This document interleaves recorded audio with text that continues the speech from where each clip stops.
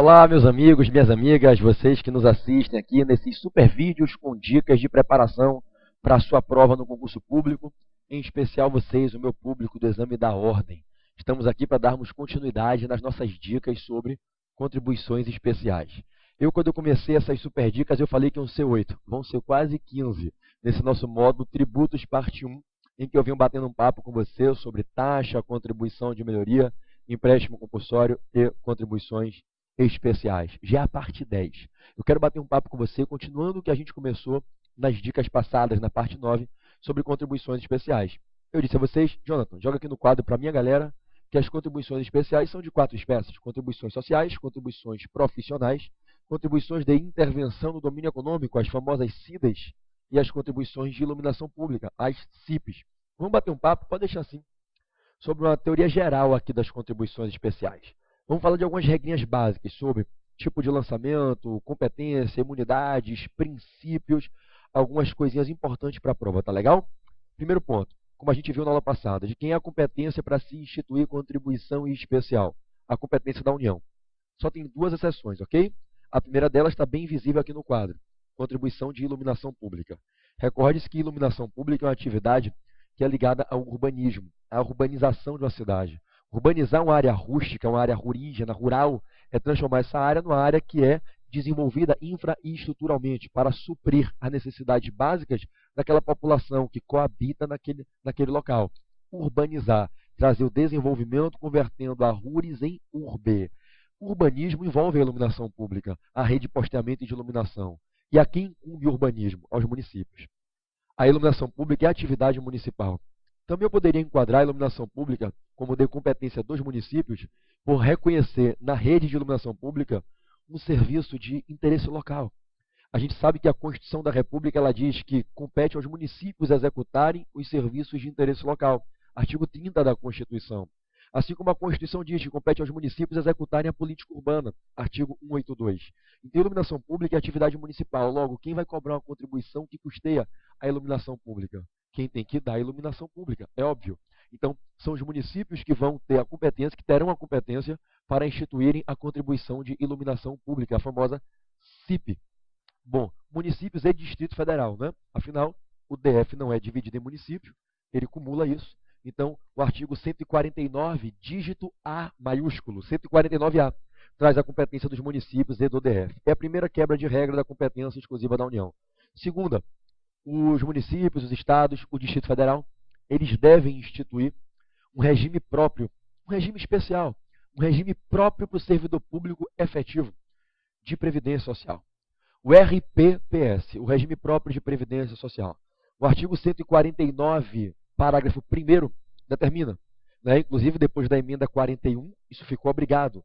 Os municípios, o DF, os estados instituirão o regime próprio de previdência, que é aquele regime próprio que o artigo 40 da Constituição, quando cuida do servidor público, determina que se faça.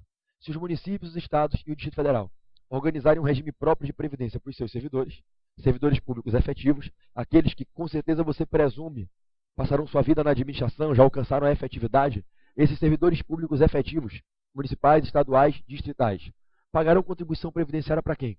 Para o seu próprio município, para o seu próprio estado, para o Distrito Federal. Se o Estado, o DF e o município criam um regime próprio de previdência, são esses entes que vão administrar a lógica do custeio e do benefício, custeio e aposentadoria, contribuição, pensão e aposentadoria. Então, quem é que vai cobrar a contribuição previdenciária de um servidor público estadual do Rio de Janeiro, servidor público efetivo, se o Estado do Rio de Janeiro tem um regime próprio de previdência para esse servidor? É óbvio que é o Estado do Rio de Janeiro. Se é o Estado do Rio de Janeiro que cuida da aposentadoria desse servidor, cuida da previdência dele, é o Estado do Rio de Janeiro que vai cobrar a contribuição, vai arrecadar a fonte de custeio para depois dar o benefício, a aposentadoria, a pensão. Então, a segunda quebra de regra da competência exclusiva da União nas contribuições especiais é essa hipótese em que estados, DF e municípios cobram contribuições previdenciárias dos seus servidores públicos, desde que se trate de servidores públicos efetivos e, é lógico, desde que o Estado, o DF e o município criem um regime próprio. Quais são os 2 requisitos? Tem que ter o regime próprio criado, porque se eu não criar o regime de previdência, não tem por que eu cobrar contribuição. Se eu não criar o regime de previdência, eu não vou dar aposentadoria. Né? Então, quais são os 2 requisitos? Tem que ser servidor público efetivo e tem que ter o regime próprio criado para o servidor dentro do Estado, DF e município. Então, de quem é a competência para as contribuições especiais? União, salvo CIP, municípios e DF. e salvo contribuição previdenciária do servidor público efetivo se houver regime próprio, que é municípios, estados, DF, cada um cobra do seu servidor. Qual é a lei que institui as contribuições especiais? Lei ordinária. Só tem uma exceção. Dentro das contribuições sociais, a gente sabe que nós temos uma subdivisão em contribuições sociais de seguridade social, contribuições sociais de seguridade social e contribuições sociais gerais. Contribuições sociais de seguridade social são as contribuições sociais que levam recursos financeiros para a seguridade. Lembrem-se, seguridade quer dizer saúde, previdência e assistência. SPA, saúde, previdência e assistência. Dentro das contribuições sociais de seguridade social, nós temos duas. As que já estão previstas na carta, as ordinárias, e as que podem ser inventadas no futuro, as residuais. Contribuições residuais para a seguridade social, só por lei complementar. O resto, qualquer outra contribuição, lei ordinária. De novo, tá legal? Qual é a lei que cria a contribuição de iluminação pública? Lei ordinária. Qual é a lei que cria uma CID? Lei ordinária. Uma contribuição profissional? Lei ordinária. Qual é a lei que cria uma contribuição social geral? Uma contribuição social que não é para a seguridade, não é para a saúde, previdência e assistência. É para os outros segmentos de direitos sociais. Uma contribuição social, por exemplo, para a educação. Lei ordinária. Contribuições sociais de seguridade social já prevista na carta. As ordinárias. Lei ordinária. Lei complementar é exclusivamente para as contribuições sociais residuais de seguridade social. Ou seja, se a União quiser inventar uma outra contribuição para levantar dinheiro para a seguridade, que não seja uma das contribuições já autorizadas na carta, aí tem que usar a lei complementar. Então, somente aqui eu falo de lei complementar. Em todas as demais contribuições especiais, lei ordinária.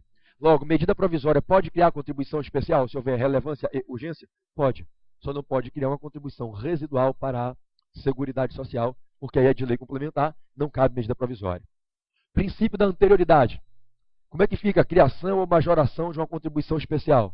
Regra geral, ano que vem e noventena. Uma exceção. As contribuições de seguridade social, vou pegar o pilu azul para chamar a atenção. As contribuições de seguridade social, e aí sejam as ordinárias, já previstas na carta, nos incisos do artigo 195, sejam as que possam ser residualmente inventáveis, autorização do 195, parágrafo 4º, sejam as ordinárias ou as residuais.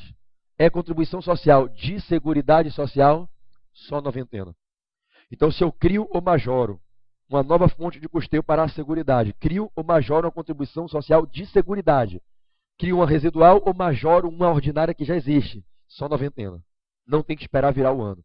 Qualquer outro caso, ano que vem e noventena. Então, regra geral, princípio da anterioridade, cláusula do exercício financeiro seguinte, cláusula da noventena para a criação e majoração de contribuições especiais. Exceção, contribuição social de seguridade social. Só noventena. Está previsto no artigo 195, parágrafo 6º. Bom, no próximo rol de dicas, eu continuo nessa teoria geral das contribuições especiais e vou te falar sobre imunidades, sobre lançamento e mais alguns detalhezinhos das contribuições especiais. Estou te aguardando, tá legal? Um beijo no seu coração. A gente se vê na parte 11 dessas super dicas.